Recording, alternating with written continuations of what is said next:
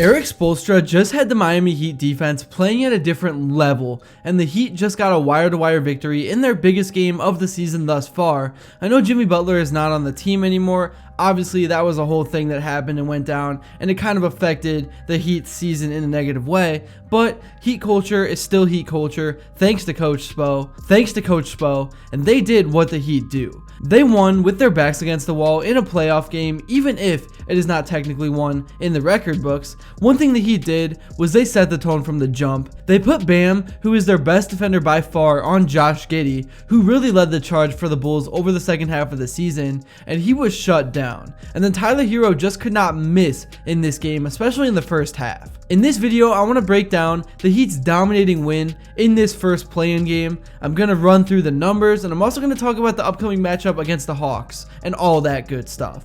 But before I begin, I would really appreciate it if you would drop a like and subscribe. It only takes 5 seconds, plus you can always change your mind. We are on the road to 50,000 subscribers, and with your support, I believe that we can get there super fast. Alright, so the Heat took down the Chicago Bulls 109-90 in a game that they dominated from start to finish. Tyler Herro, as I mentioned, could not miss. The Bulls could not make anything and couldn't get in any kind of rhythm offensively. This game was all about the team's ability to ramp up their intensity and focus, and they just did the little things, which led to big things. Let's take a look at and break down some of the film. So starting off with Tyler Herro dribbling the ball up top and kind of taking command of the offense, he crosses over right, drives in, and then dumps off a pass to Bam Adebayo for the easy dunk. This is just great 1-2 action, simple, very effective. The Heat never overcomplicate things or make things harder than they have to be. That is just what Coach Spo prides himself on, and that is why the Heat have been so successful over the last decade or so. And even weak side on this play in the corner, when Tyler Herro threw the lob, Alec Burks was wide open, so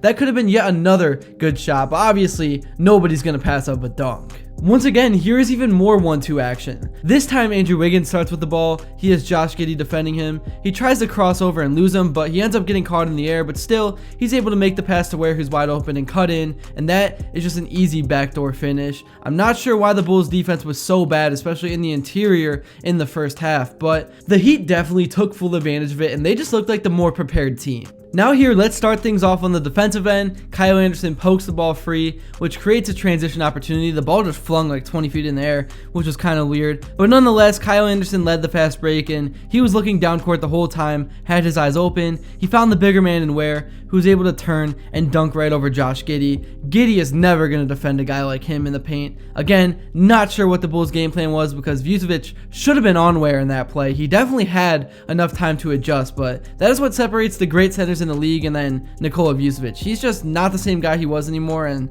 this was a lazy effort, and again, the Heat took full advantage. I know I'm kind of showing the same thing over and over again, but this is just what the Heat do. It is almost mesmerizing to just see, because how can an NBA team not adjust when you're just running the same thing on offense over and over again? But it was working for the Heat, so if it ain't broke, don't fix it. Here Bam Adebayo passes the ball, sets the screen, kind of gets in his defender's way, and Wiggins now has two options. He can either finish over the top with a floater, or he can throw the lob to Bam Adebayo. He does the right thing. He chooses to be unselfish. He throws the lob, and that is an easy finish, and this is how the Heat were able to pick apart the Bulls all night long. I really am having a hard time finding good quality film to show you guys, because like I said, the Heat just played such a simple brand of basketball. But let's give a shout out to Davion Mitchell here, also known as Off Night, because whoever he defends is going to have an off night. Here, he kind of stays back, but he's lurking, his eyes are on the ball, and when it's time, he snaps, he bites, and he gets the strip. I actually think it was Tyler Herro that kind of got the strip, but he was the one that got the steal on the stat sheet because he picked up the ball, and then he threw it down the court to Tyler Herro, who got the easy finish. I mean, yeah, man, even here when the Heat actually passed the ball around, Tyler Herro started with the ball on the wing. He threw it to Kyle Anderson, who then threw it to Highsmith on the wing, but then the ball ended up coming back around to Kyle Anderson up top, and he just ran the offense, set up the pick and roll. Once again,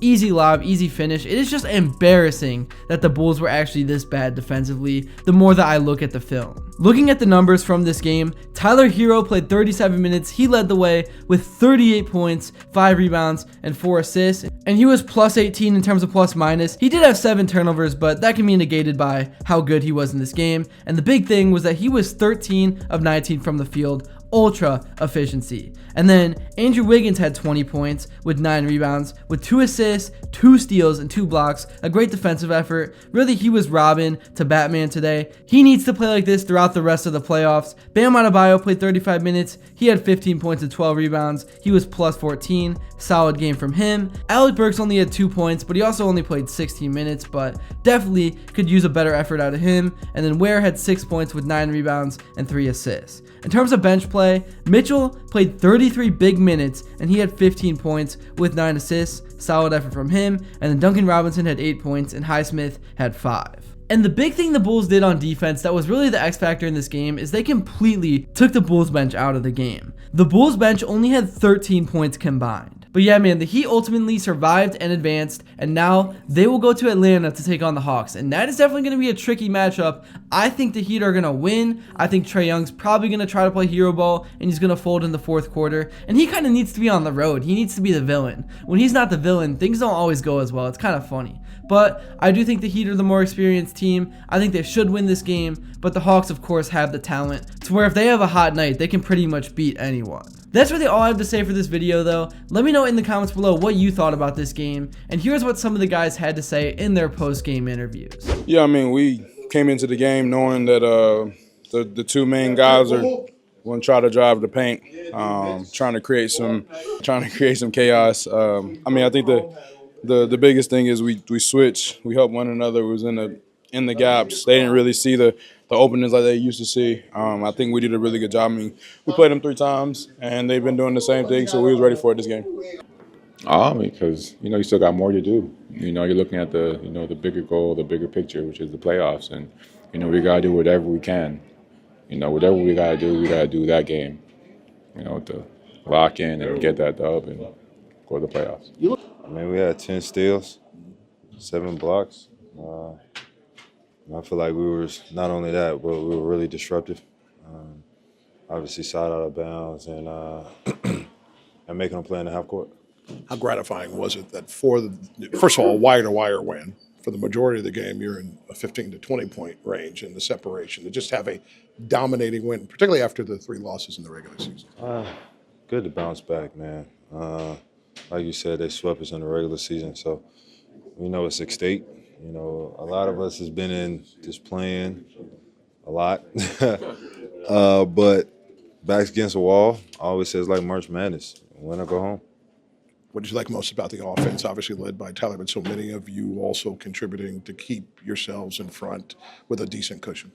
I feel like a lot of us made big-time buckets at the right time. Obviously, Tyler had it going, but I feel like we was clicking at the right time when it came to they'll go on a run, we'll get a couple stops and hit a couple great buckets. That's all for this one. If you enjoyed, please be sure to drop a like and subscribe because your support truly does mean the world. And also, please let me know what you'd like to see next. And until then, I will see you all later.